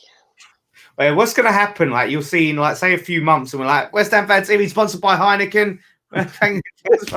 Yeah. Well, if they pay me the money, I'll drink it. People will be bringing these clips. But that's it. But different beers. I said you have beer different in different countries and things like that. It's different. Red Stripe in Jamaica tastes different to me than it does over here. Beautiful. Yeah, that's like in Mexico. Corona tastes a lot better in Mexico than it does here. Same with Guinness and Ireland. I was meant to be flying to Mexico on Tuesday. Fucking coronavirus. Oh, bloody hell. That's all right, mate. Don't worry, I ain't going, Scott. No, that come around quick. I know. I've got to put this up just for the irony. Do you guys miss the bowling ground? And do you lot reckon the London Stadium is better than your old ground? Yes and no. I don't miss it. Ground. No, I don't miss it. Do you know what? I don't. About it. I prefer Stratford as an area with the options of pubs and transport links. I just wish they would have picked the bowling ground up and flew it over and put it in Stratford. To be fair, saying that though, Upton Park, when you think of it, it was a shithole, but it was our shithole, and the pubs around there weren't great. Well, I'm not saying weren't great atmosphere wise, they were, but if you went there on a non-match day, it's not where you take your first date, is it? Somewhere like the bowling, is it? But yeah, I mean, look, I miss being at the bowling ground. Of course I do, but I'm getting used to Stratford. And as I said, as an area and pubs and things like that, I think it's a better area. I think there's more choice around now. I miss the local businesses. That's the only thing I miss when I'm walking through Stratford. It's all too commercialised. All like chain pubs and chain this. Old Stratford's okay in parts, but like little local shops, hot dog stalls, they need to put more on the walk from the station to the to the stadium. I think they could fill them bridges up with all sorts of stuff. I think, do you know what? I think they will do. Eventually, they will do. There was a question earlier saying, what do you think the club could do to make the walk to the stadium better for the fans? Put more stuff on there. Let people on there. Chop it in half, Scott. Yeah. No, one thing I missed about the bowling ground was that nice 5-minute walk it used to take us from where we used to park up. Yeah, but I remember me and Nicky used to meet and walk from the Barking Road from Canning Town. Yeah. Like, it'd be like a 15-20 minute walk, but I'd always walk from there when I was younger. Yeah, or sometimes you'd skip and go down the Hermit Road, go past the Sultan and go down the Greenway and come out at the Barking Road there. But yeah, like, you do miss the bowling for that sort. I mean, I used to like a little drink in the Central. I thought the Central I preferred the Central than the bowling, because the bowling you could never really get in, and when you did get in, you hardly ever got a drink, and when you did, it got chucked in the air. So you queue for half hour to get a beer, and then some geezers just go whoa and chuck it in the air, and they go, "Oh fuck, I've got to go and get another beer now." The thing is, with the pubs and stuff, like, a lot of people know who know me. They know I'm claustrophobic. I don't like being like pinned in. Like, even the last, I never drunk in a boat because of how packed it was. I never ever drunk in a bowling ever. Not for the whole time we was at the bowling. When I was younger or nothing, I never drunk in there. I've drunk in there, like, you know, my cousin used to work in there. My sister used to work in there at one point. But I went like there on Friday nights and things like that. I used to drink in there Friday nights when I was in, like, I shouldn't say this, but when I was in school, I used to go there for Friday night and have a bit of a piss up there. But like, I never went in there on a match day because I was too, and the last ever game at the Bowling, I got there so early that we could actually get in. And I was all right for about a couple of hours, and then it's got too packed and people started chucking fucking sticky fucking WKDs up in the air. And that was me. I just thought, I've done it now. You know what I mean? I don't like being pinned in. I won't go. You see me, if you see me on a away day, if there's a away pub, all these three will be in there. If we're all together, all these three will be in there. I'll be standing outside on my phone, shouting orders through the door. Yeah. Your drink. Do you know what I mean? I just don't like being pressed in like that. I don't know. Never have done. Yeah, no, I mean, I used to go to the bowling now and again down the years, but the last season there, I made sure that I went in there a lot more, just for the atmosphere and knowing that it was coming to an end. And but I drunk in the Queens, I drunk in the Central, I drunk in the Millers. What was the other one? I only went in there a couple of times. The Bay Tree. I drank in there a couple of times. Didn't really like it in there, if I'm honest, but you don't get packed trains, Nick. Now, Nicky gets a carriage to himself. King Nicky. No, the thing is, I've seen him push old women out the way just to get a seat. I won't get onto packed trains. I won't. Like, I remember when I went to work, when I used to work in the office in King's Cross, I used to wait for fucking, like, if it was rush hour and I was leaving, I used to wait 2 hours on the platform until there was an empty train. I won't get on them. I just won't do it. And in the very fucking few instances I have to get on them, you see me, I'm sweating like a pig. I just don't like it. I feel I can't stand packed trains. I don't like packed pubs, but I can't stand packed trains. Cannot stand packed trains. I was going back to work once, and I think I got to centre of London. Stood there, there's about 3 trains pulled up. We couldn't even get nowhere near it. I ended up walking about 4 or 5 miles just to get to work.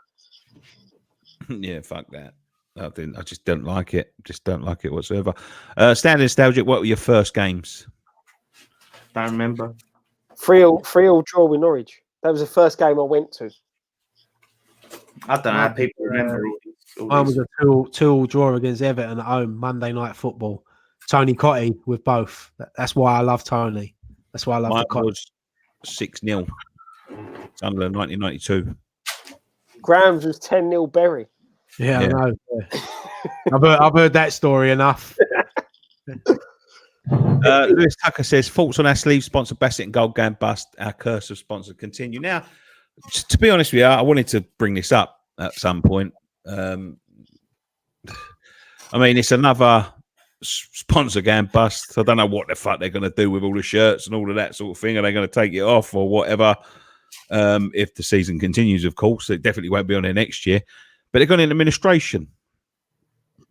Now, my question is this. They signed that deal in 2018, Bassett and Gold. We signed a deal with Opari Trading that went bust. And obviously XL Holidays that went bust. These are all in the last like 15, 16 years. I think maybe even like just under 10. Now, my question is this.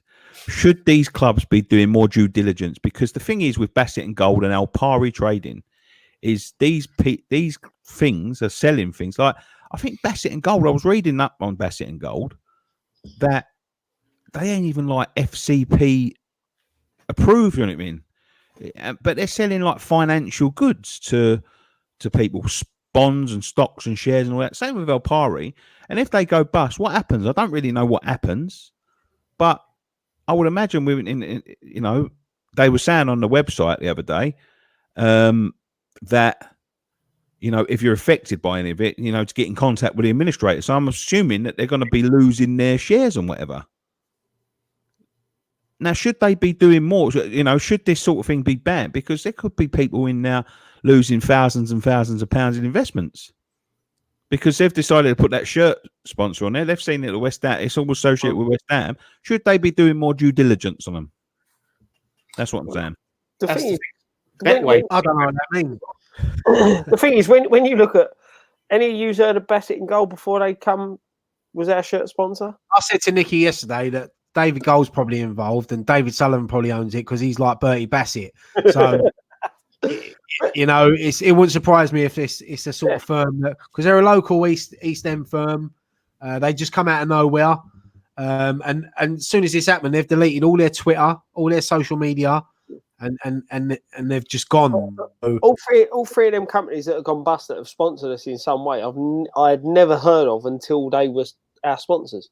Same as but that's what I mean. Like they're saying, Betway could be going bust. That's another one. Like how many of us in the last this question have you heard? Sorry, this question keeps fleeing out. I want to put it on the screen so we can answer it after.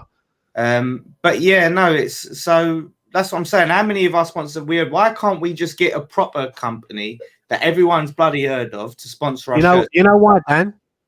Because we're West Ham. Yeah. Get these Mickey Mouse companies all the time that no one's ever heard of, and then we end up. Didn't we have that tyre company the year before?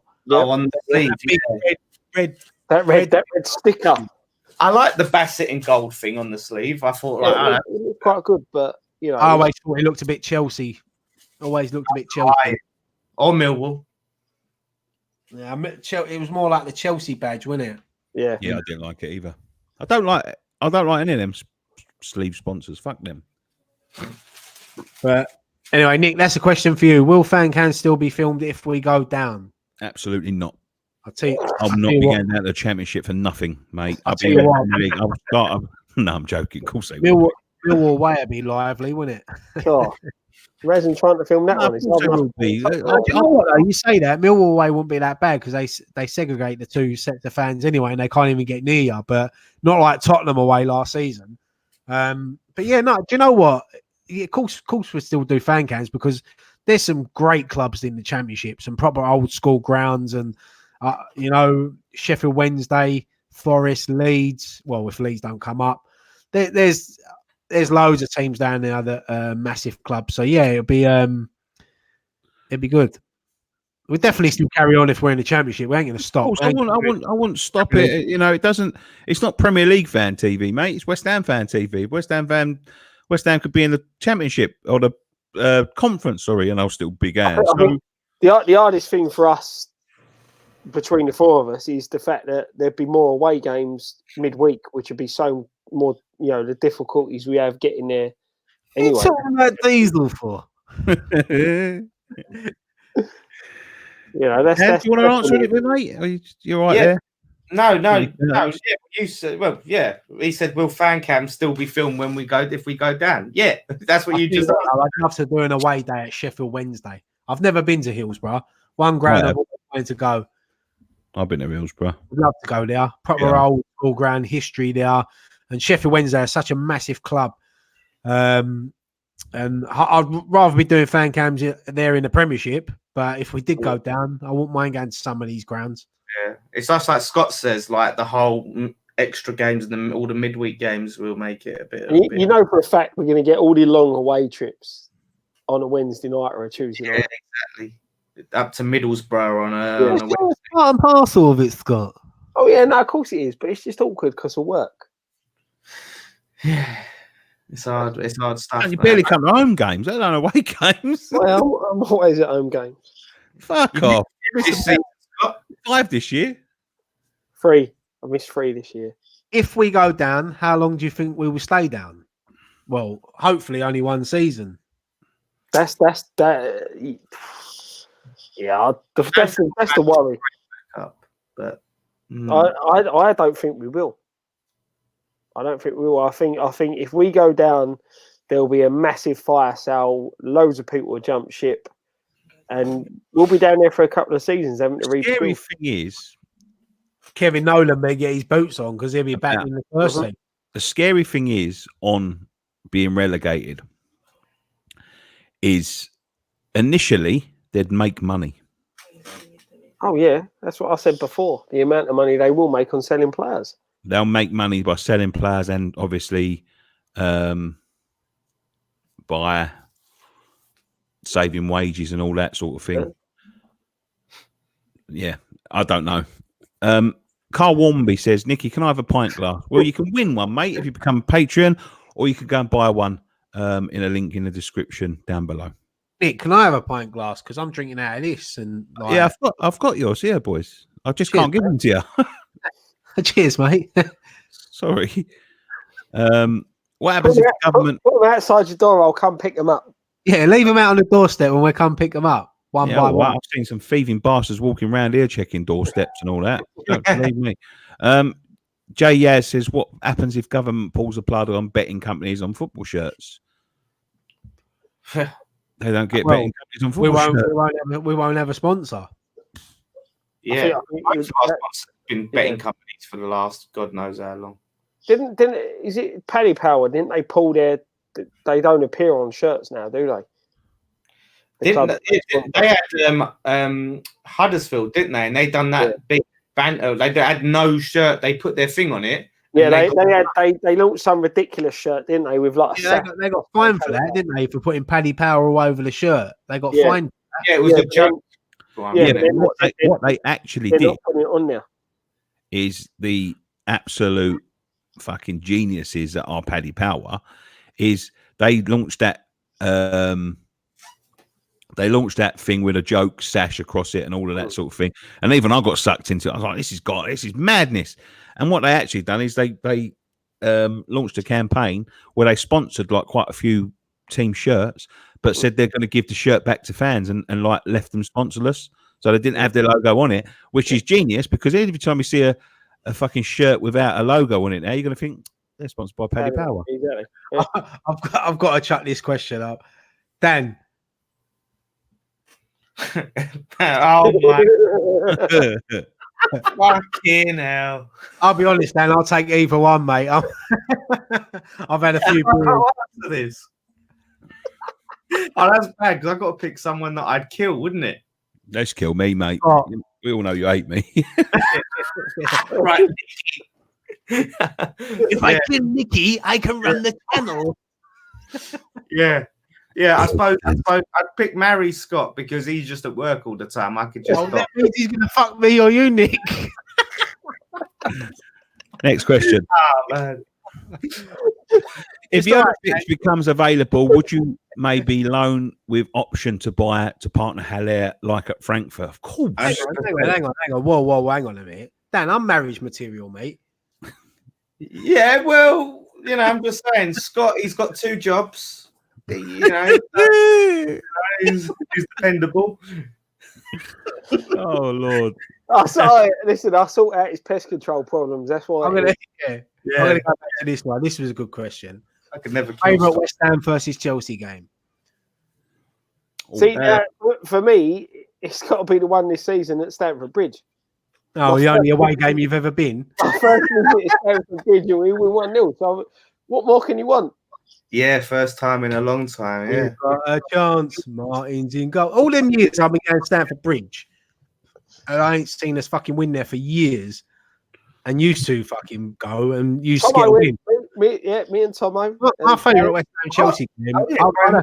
I'll have to say when Di Canio scored the winner at Upton Park, the season we got relegated under Brooking. But that was, I remember I was in line with him when he scored that goal, and the emotions that day, it was unbelievable. And Di Canio took his shirt off and went to the floor, and it was that was a great, unbelievable game. Unbelievable.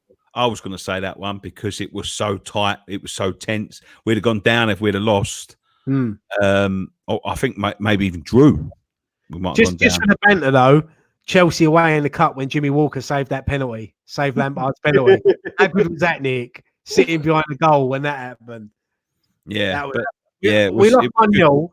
Bearing in mind, we was a championship team at the time and they were spending the money. I think Kesman scored the winner. Yeah. And Anton Ferdinand hit the crossbar. Do you remember that? Last minute, yeah, hit the bar in the last. But no, Lampard, when he took that penalty, Jimmy Walker saved it, and that was a great game. I know we lost, but it was a great memories. Great memories. Right, Nicky, sing for us. What do you want me to sing? What do you want me to sing? Just chuck a bit of, I don't know. Picking up pieces. No, not that one. I don't like that one. Off the wreck you and I left. Oh, Nick, what's this about you doing the Eurovision? Speaking of that, right? And you was like, I've done it. I see him. He sang a whole new world, the Aladdin one. I haven't seen it, but he had a green screen. Ain't you seen his green screen? He was on a magic carpet. He was on a carpet. Yeah, that's right. Yeah. No, I think you should have. I've dubbed your voice. I've done like when them times when you get like bits of voices, and you done the other verses, Dan. But you was floating on head on Jasmine's body. And I was like doing like surfing. Did you used to have to fight over the Aladdin trousers? Grab some M&M. I still got them. I sit back with this pack of zigzags and this bag of this weed. It gives me the shit needed to be the most meanest to see. On his surf since his birth, I've been cursed, I've been loved.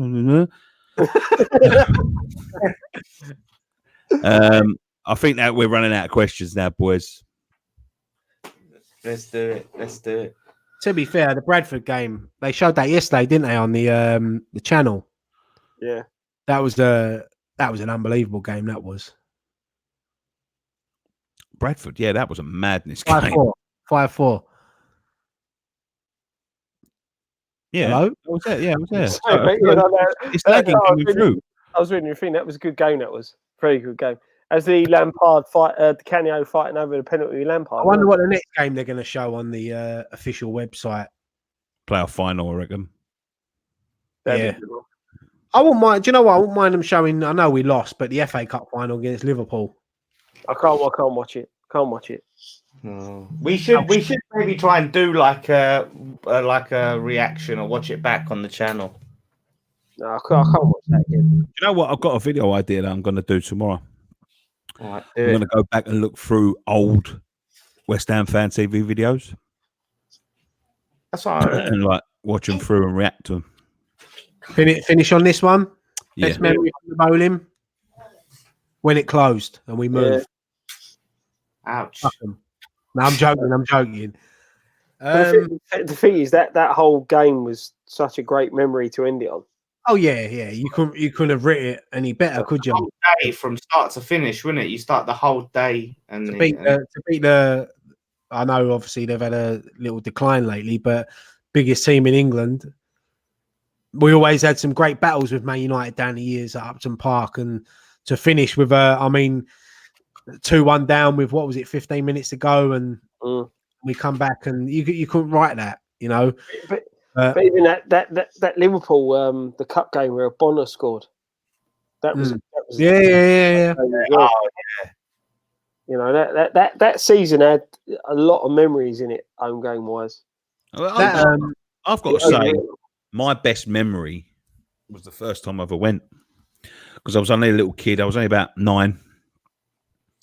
And I, when I walked in there, I just fell in love with the place. It was the smells. It was the old terraces back then. They was just about to convert them over to all seating, but I stood in the South Bank before they started developing the Bobby Moore stand. And yeah, just going there. I remember I was only little at the time. I was quite a big kid, but obviously all the kids, you get shoved to the front. You know, you got all these old sort of geezers standing like old to me then. You know, standing around like working class people, and you see a few like when I was there, I see a few of my dad's mates. Oh, what are you doing over here, boy, and all that sort of thing. I think it cost me like £2.50 to get in. And they pass you to the front and they give you a box to stand on. I got an hot dog and all of that sort of thing. I stood at that was my best memory, man. It's the first time I ever went there, and it's just like I remember like there's this like aura when you walk into a stadium, and you feel like it's like a different wind. It's like a colder wind that blows on you, and I'll never forget it. The smell of the grass, you know, the piss, even the piss rolling down the fucking stand. You know what I mean? Everything about it, I just loved it. And I what search history is, huh? I'm saying, you're just saying how much you love piss. I love it. Yeah, I love it. I must admit, I miss the terracing. I do miss the terracing.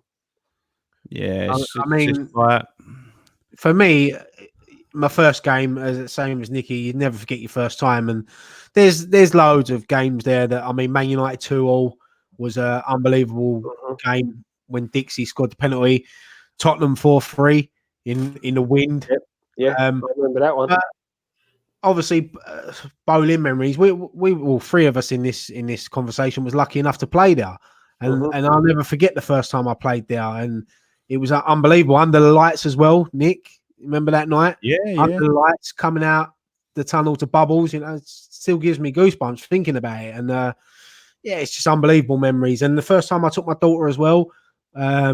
My daughter don't know West Ham shit, but I took her to three years at Upton Park, and her last one was the last season at the Boleyn. She still thinks we're fucking like in the fighting for Champions League. That's what I keep telling her.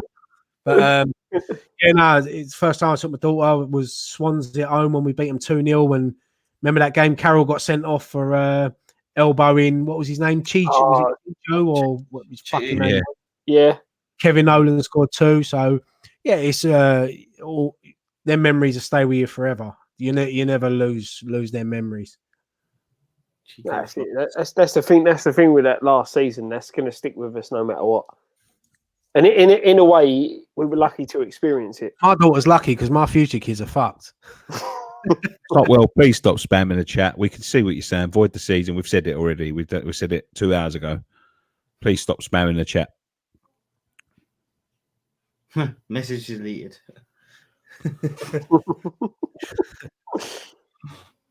That's it, boys. I think. Yeah, nearly 2 hours. Cheers. Cheers. Thanks, mate. Thank you so much for joining us on this edition of West Ham Fan TV's Live and Uncut. It was an extended one tonight. Maybe we'll do this every Friday night instead of Thursdays now. We'll all sit down and have a couple of drinks together. I think next week, one might get fucking proper sloshed on here. Sit on here for about 8 hours. What makes me laugh, saying that now every Friday night. Wait till the pub's open again. Nicky be like, "Oh, just do a Wednesday," because on a Friday, no, we'll revert back to a Thursday when the lockdowns, finished and all of that sort of stuff. But Friday night, we'll have to do a nice new series like Friday night down the pub with the boys. Are we right? If we're doing this next week, I'm not here. Message Graham. I can come on next week. Guest appearance. We've got to get Graham on, yeah. He'll have a bottle of JD and start fighting Dan in the corner. Yeah. See if he's allowed on first. He's I just got my nephews coming around. Well, he can't use that one now. They're not allowed round. Yeah. It's Kate's birthday. She's 65. His nephews are about fucking 42. I do miss Graham. I'll get. I'll speak to him. I'm going to ring him after this, but I'll get him. I'll make sure he's on for next week. Yeah, no problem, boys. Thank you very much for joining us on this edition of West Ham Fan TV's Live and Uncut. We'll be back again next Friday then, with the same crew, I suppose. While we're doing nothing, have a little bit of a virtual party. And Graham. Graham a beer as well, of course. You can get your pint glasses. These pint glasses are for sale right now. If you want to get one of them, join up the Patreon and you can get a chance to win one. Well done, Roy. Mate. I know what you're You are prepared, mate. That. Yeah, you can go and grab one of them, or you can join up to our Patreon. Season ticket holders and Made of Iron tiers get a chance to win one. We're giving away 4 in the next couple of days, I think. So for a chance to win them, yeah. One thing left to say, I suppose, guys. Thanks for joining us. Lines. Coming your way.